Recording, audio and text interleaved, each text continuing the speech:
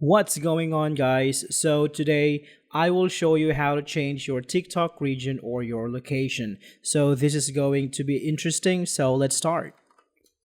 So in the new update of TikTok, if you tap on settings and tap on manage my account, you will not have the option to change your country or region anymore.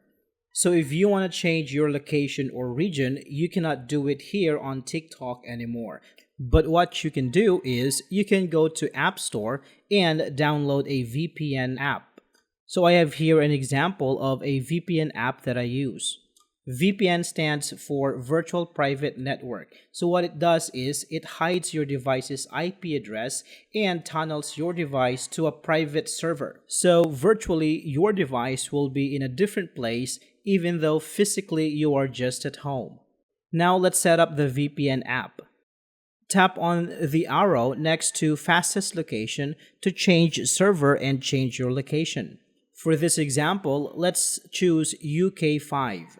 Now tap on the power button to connect to this server. You also need to allow the app to add VPN configuration. Once you are connected, TikTok app will think that you are actually in the UK and it will show you contents that are popular in the UK. So that's it for this video, guys. I hope this is helpful and thank you so much for watching.